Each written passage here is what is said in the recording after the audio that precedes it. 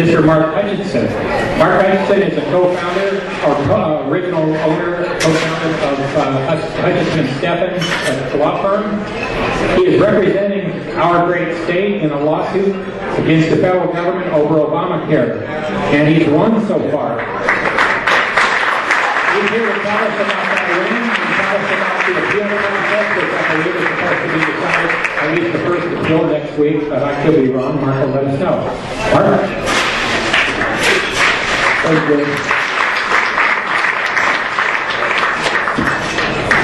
Ladies and gentlemen, it's great to be here with you again. You may recall last time I was here, I was catching a plane right after this meeting, this was in September, to go back to physical authority to go argue, involved in the oral arguments back in Washington, dismissed, and we're getting 7.5 months of this. Let me kind of bring you up to speed. Before I do so, just based on the late breaking news, let me tell you about a little lawsuit that my firm is handling. This one is on behalf of the Republican Party and Republican voters. In February, the Democrats filed in Carson City a lawsuit challenging the constitutionality of the currently drawn congressional and state legislative districts. They wanted to control that litigation, and we were asked to get involved in that. So this past month, we filed a lawsuit that intervenes, that then brought into that lawsuit the Republican Party and Republican voters, so that the only thing that the court would hear would be the Democratic view. So we intervened in that court action, and it's going to be, I'm telling you, it's going to be a hot summer. There's going to be all kinds of things going on in this state and this nation this summer. One thing that will happen is, I can just tell you right now, the Democratic-controlled legislature will not give Ryan Sandoval a redistricting plan and legislation he will sign. The governor doesn't think that that's going to happen. The governor thinks this will be a seminal case for the state of Nevada. As a matter of fact, one of the reasons, think about it, one of the reasons he left a lifetime appointment on the federal bench, article-free judge, the only removed by impeachment, there forever, is because he knew on this next election cycle there would be Democrats who control the legislature, and if there was a Democrat in the governorship, in the mansion, that the Republicans could never, I didn't say it could come for the next 10 or 20 years, if that were the case. If a redistricting plan was presented with no opposition, with no check and balance, he left a lifetime appointment, ran for governor, and one of the most important priorities, in addition to taxes and the economy, is this redrawing of congressional lines and the redrawing of the state assembly and state senate lines. This last election, as he noted, Republican candidates got 55% of the votes statewide, and we weren't able to control either house. We couldn't control the Senate, we couldn't control the assembly. Why? You know, the lines just aren't drawn right. And what the governor wants is a fair redistricting. As you know, every 10 years, he doesn't want to slant the field. He doesn't want to do gerrymandering. All he wants is a level playing field. He thinks if the Republicans have a level playing field, we'll win. Our ideas will win. Our policies will win. Our solutions will win. But when the district or gerrymandering, it's tough to win. And so what's going to happen is, June 6th will come and go. And there will not be legislation that will redraw the districts. Maybe there will be special legislation. It's not going to happen. And so we're going to have a trial over the course of this summer. And it's got to conclude, and it's got to be done before September 13th, because that's the special election. And so we've got to have that congressional seat redrawn before that time. So we'll have a full-blown trial in front of Judge Russell in Carson City, and we'll put on the plans. And we'll have experts, we'll have witnesses, and we'll have a full-blown trial.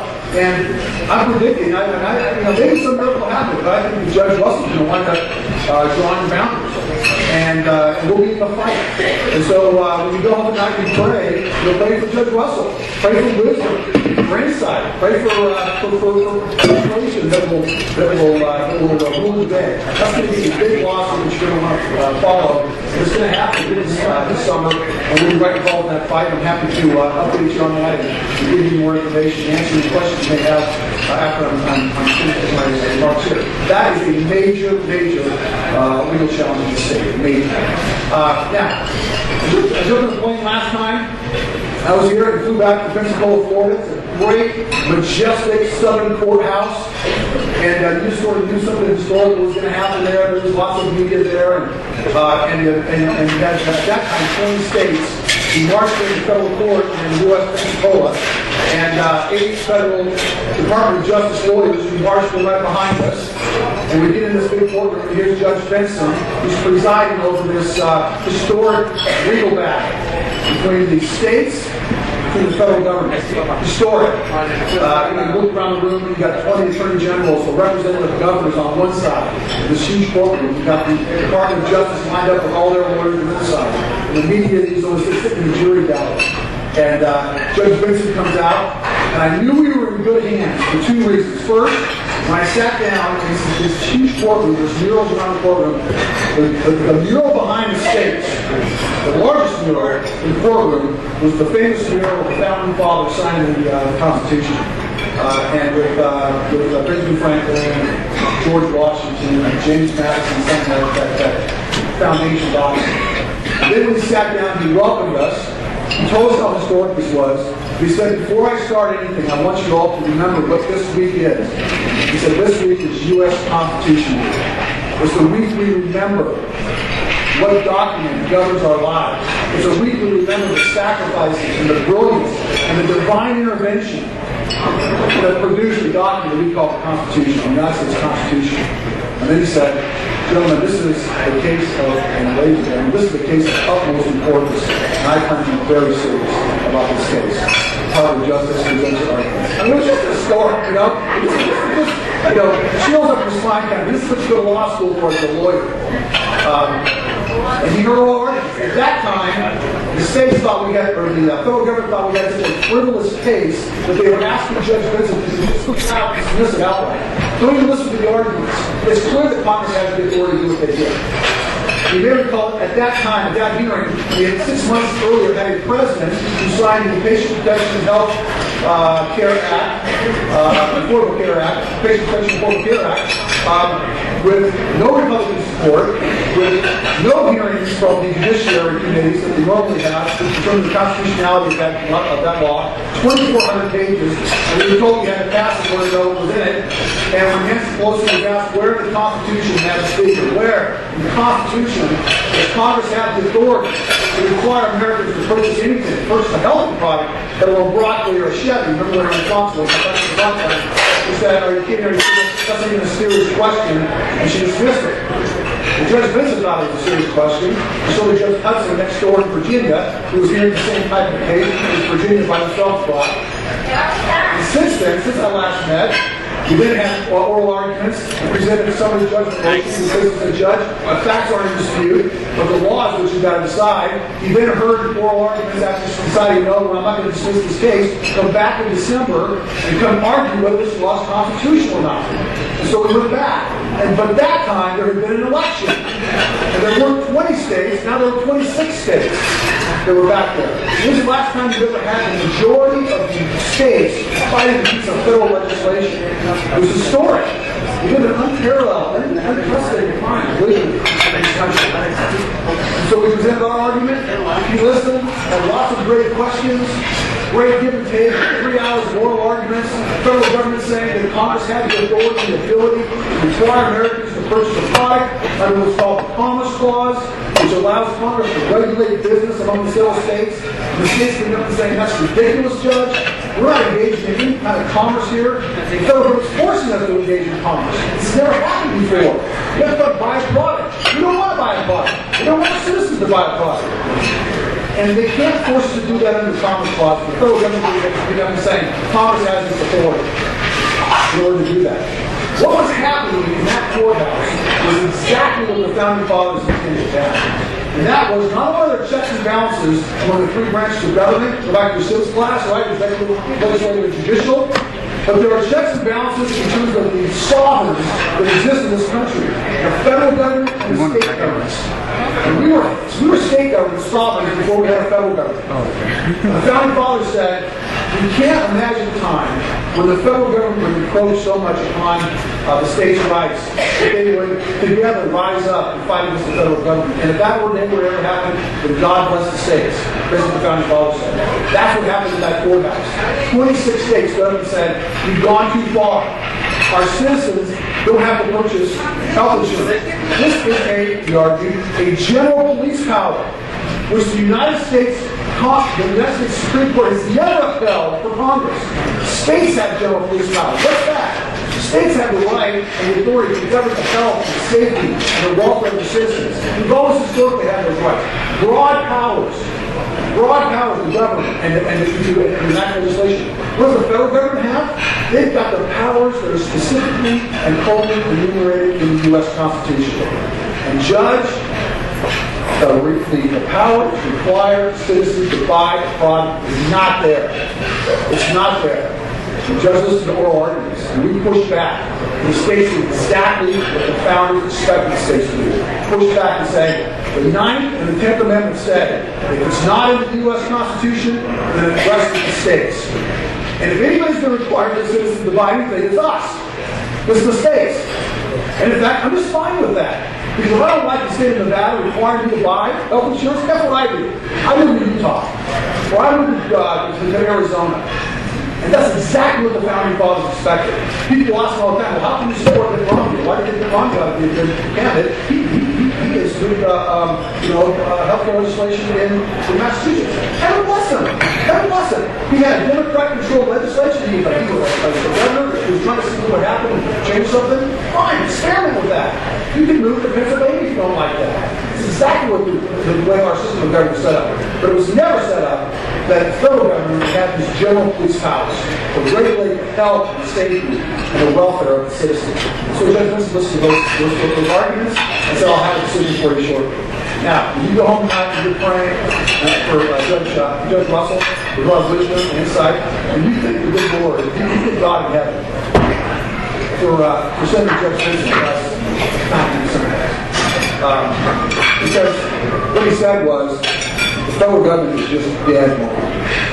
This law is dangerous. It is an unprecedented federal power grab. And he struck down the entire law and declared it unconstitutional and said it is void.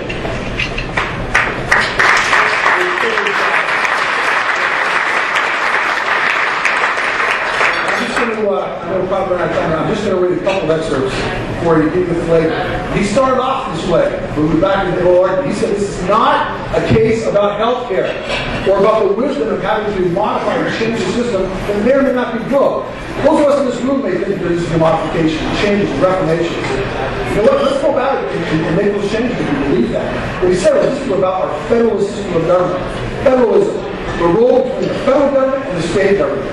And then he quoted Madison, who said, if men were angels, no government would be necessary. If angels were to govern men, neither external nor internal controls on government would be necessary, but angels don't govern men and women.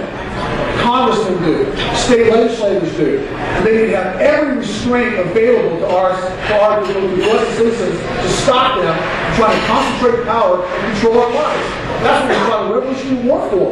We just left a monarchy, the epitome of a centralized government. And our founding fathers had just left Europe. And they said, we reject that model. And we are going to embark upon an experiment, a divided government, a government of separated powers, a government that maximizes liberty and freedom and opportunities. It's why in the United States we have enjoyed a standard of living and freedom unparalleled in the history of humankind. It's why the Rio Grande can separate people who have great opportunities and every blessing of this country and those on this side who don't.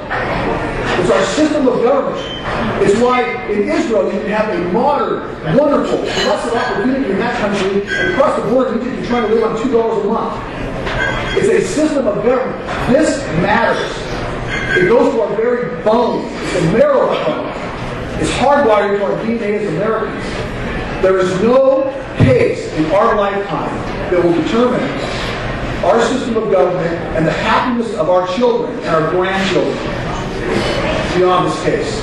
If the government can require you and I to purchase a product, then federalism, as the founding fathers established it, is dead. And the federal government can require us to buy anything.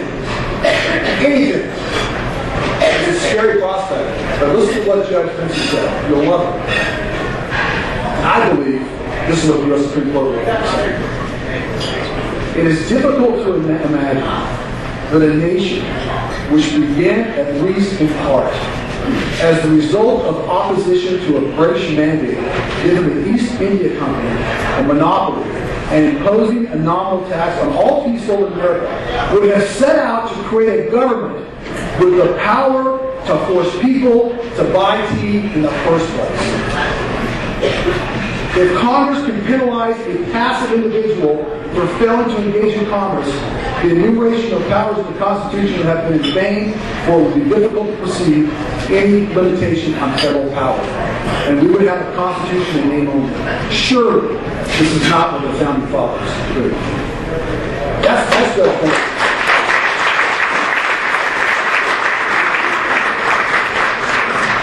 Ladies and gentlemen, we need more people like Judge Vincent. I think there are a lot of Judge Vincent in this room who believe the federal government has limited powers. Who believe that there aren't people who are smarter than Madison and Jefferson and Washington. We need a break. We have leaders now who want to stand up and restructure or reorganize or reinvent. What do you want to call it? Government? You're brighter, you're smarter, and you're more clever than our founding fathers. It's a joke. What we need to do is have courageous individuals who are not afraid to be in the fight, who will uphold our constitutional standards, who will begin to preserve this country as the greatest, most blessed land on God's green. Thank you very much.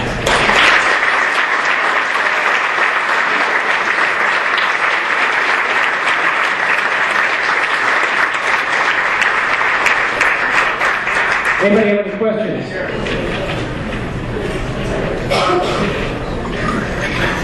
Mark, thank you for all you do on behalf of all of us. Thank you so much. And he's volunteering his time, people. So, this is a hell of an effort on his part. My question to you is, what is the next step to eradicate Obamacare? I got so excited about God's green earth that I forgot to give you the update on her. Because you're right. I left you right after Judge Vincent's decision. Now what happens is, and actually it was actually offensive what happened next. Judge Vincent, the states had asked Judge Vincent to impose an injunction, stop the enforcement of this federal legislation. The federal government argued there's a long tradition in this country of the federal government not imposing an injunction on the executive branch. We hear you loud and clear, Judge Vincent. We'll do what you tell us to do. So Judge Vincent just declared that the law was unconstitutional and said, I don't see a reason to impose an injunction. I'm going to trust what the federal government says and believe that they're going to go out and follow my opinion. Well, they didn't. Within hours of that decision, the White House announced, we don't really care what Judge Vincent said. We're going to continue implementing the law. Judge Vincent then hauled the Department of Justice back into court. You can imagine he was not happy. It took a little while to get there. He basically said, what part of unconstitutional and invalid didn't you understand? And you've been dragging your feet. We asked the Department of Justice, by the way, let's just expedite this to the U.S. Supreme Court. Forget the courts of appeal level. Let's just go right to the Supreme Court. So no one else is going there anyway. They have no interest in making an expeditious decision in this case at all. They drug their feet. They weren't filing an appeal. They were going to wait until the very end to file an appeal. And Judge Vincent just basically brought him in and said, here's the deal. If you don't file an appeal within 7 days, if you don't request specifically of the 11th Circuit, which is where they're going to hear the appeal, that they expedite the appeal, then I'm going to enter a nationwide order basically that says the states that are parties to this lawsuit have no obligation to follow the health care legislation. And you're done. So Bob, we ran into, they ran into the 11th Circuit, filed their appeal, asked for it to be expedited. The briefing now is going to be done within about a week. We will have oral arguments in front of the 11th Circuit Court of Appeals. Thank goodness we're not in front of the 9th Circuit, 11th Circuit Court of Appeals. And they will have a decision by the end of the summer. And then we are going to be in front of the U.S. Supreme Court for the fall session. Justice Scalia, he said that he expects it this fall. Justice Breyer, he said that he expects it this fall. And so by fall 2011, we're going to be in front of the U.S. Supreme Court. And that court, I'm sure, will consolidate other cases that have commented on the constitutionality of the healthcare legislation. And we'll have a decision. I was going to say, within a year from today, we'll know whether or not we're in a brave new world or not, as far as our country is concerned.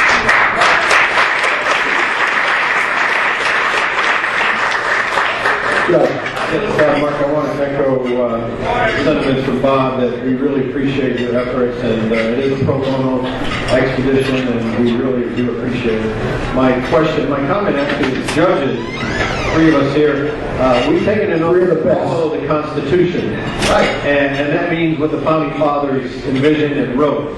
And if you read the Constitution, it's pretty clear. You have to take a textual interpretation first. Right. That's what Scalia says. Right. You look at the text, and then you look at the legislative intent. When the founders never intended for the Commerce Clause to govern these types of situations, then it shouldn't be done. So my question is, why didn't the judges issue a blanket injunction flat out? He should have anticipated what the Obama administration was going to do and the Justice Department was going to do. And now that the Supreme Court has denied the expedited hearing, how does that affect it going forward? I know you touched upon that. Very questions. Can we stop it before the next election? Because the bill is being implemented every week and every month. The more parts of it that get implemented, the more difficult it will be to overturn it. So what's your assessment on that? Right, you're absolutely right. My assessment is that Judge Benson is a gentleman. Judge Benson is a professional and a scholar. He believed that the federal government was going to be the same way, and they weren't. And so he held it back in and made proceed quickly before the appeals level. Before the bill said, we're not going to stay or enter any kind of injunction. We're just going to make it fast. We're going to hurry it up and make things through. And then that's when 38 governors or 40 governors sent a letter to Barack Obama. And even governors that aren't part of this lawsuit said, we got to know. We've got budget crunches. We've got legislation that's coming up. Let's just all go to the U.S. Supreme Court. The Department of Justice and the White House refused to do that. You saw recently that Virginia did it on their own. And the court said, by the time they got to the session was almost over, the court said we'll see in the fall, basically. And so we can't do anything right now, Judge, to stop that. I wouldn't grab this. This is a piece of legislation, SB 440, which the Senate has just recently passed, and it actually establishes the Silver State Health Insurance Exchange, which is what's required in the federal legislation. But the thing that's crazy in here is it says, we want to do all this stuff. We've got this big piece of legislation. We're spending money. We spend hundreds of thousands of dollars implementing this bill every quarter or so, and having since it's been enacted. But then the legislation itself says, well, we want all this to happen unless the laws are declared unconstitutional, or unless it's invalid. And so it's just craziness to me that we're having to spend all this time enacting the legislation at the state level, spending the money to implement the law, and we couldn't come up with a Supreme Court and had a decision done. Mark, a question. What do corporations and businesses do during this time if they're having to move forward? Is there any requirement later that they can go against the federal government and get some sort of a payback on what the cost for it to get a return? What businesses have to do is they have to comply with the law, the current law. It's currently stamped, and you have to do certain things, and there are certain popular things that people have to do right now, including keeping their kids on until they're 26, and other provisions that need to be implemented. Some of that, a lot of this is funding loaded for states, and that was done purposely so that they can argue, look, we can't be wanting this now. Let's not do that. You're seeing a lot of money and a lot of effort up front, and that was a political move that happened. But unfortunately, businesses have to follow the law. Can we get money back from them? Can we sue them? You know what? Probably not. That's the short answer. I'd love to do it. I think that on a contingency fee, if I thought we could do it, there'd be a lot of money involved there. But I think at the end of the day, you're not going to be able to do that.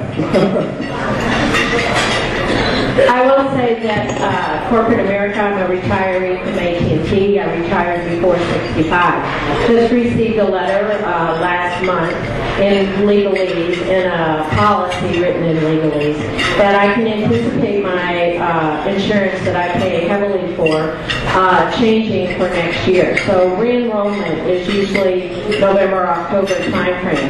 But it has something to do with Obamacare, and it's called the Federal Reinsurance Program. Do you know anything about that? Well, here's the deal. Under the federal health care legislation, you have to have qualifying plans.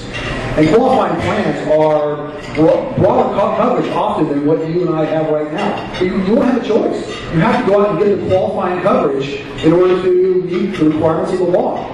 And the Congressional Budget Office, when this legislation was being passed, said for an average family of 4, that's going to cost about $15,000 a year. And I don't know what you pay now, but it's about $15,000 a year in order to get the kind of policy that the federal legislation mandates.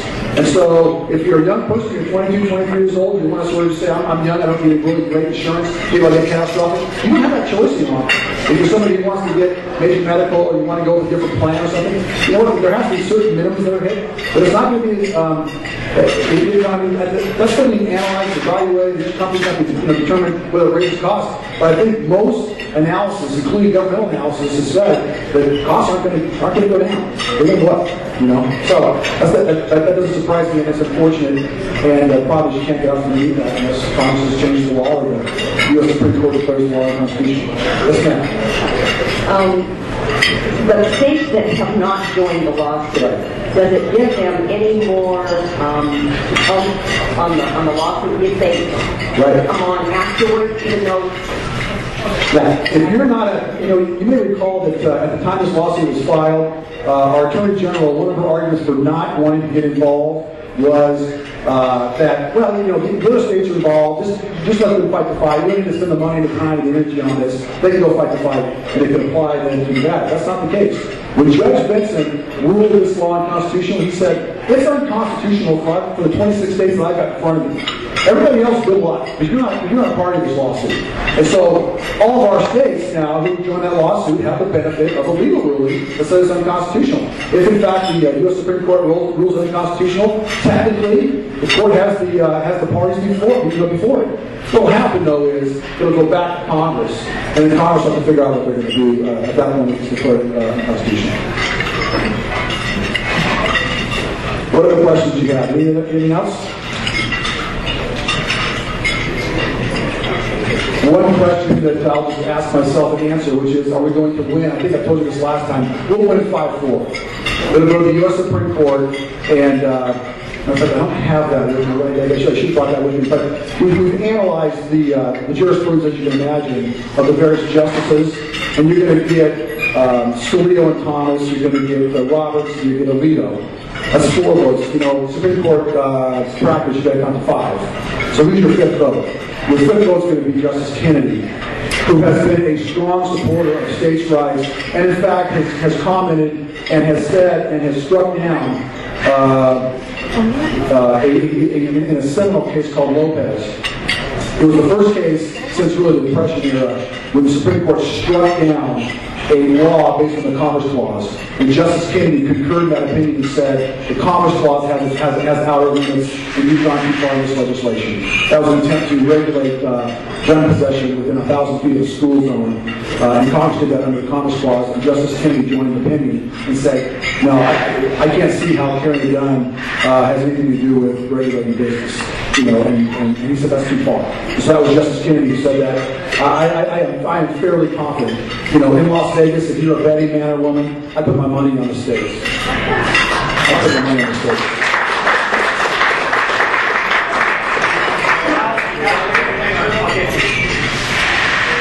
I don't remember the legal term for it, but the Supreme Court can pretty much grab any case it wants. One little better.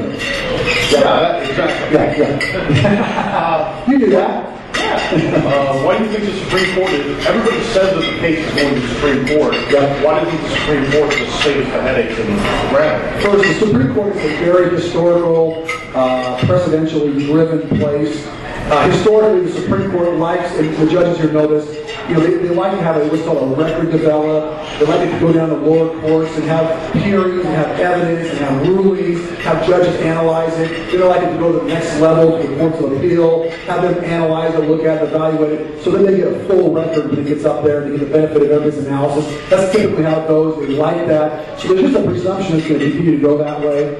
Plus, this request came from Virginia fairly late in the term. Last Wednesday was the last day of the Supreme Court's 2010 2011 term, and so they're done. They're out. They're out for their summer recess, and I just think that they just said we're going to deal with this later on.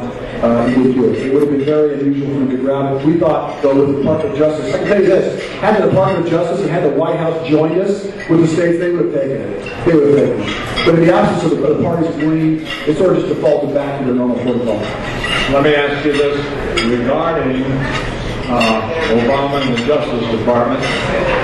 I happen to think, my theory is they're dragging their feet intentionally because Obama is hoping that one of the justices is going to die and he gets to replace that judge with a liberal judge, or resign and he will get to make another appointment of a liberal judge, and then you're going to lose 5-4. Now that is a cynical viewpoint. I know that. Okay, But I tell you, Obama and all of those people, they are connivers from way back. All you have to look at Chicago politics, and I believe that's what he's hoping, that he will get another appointment before the case comes up.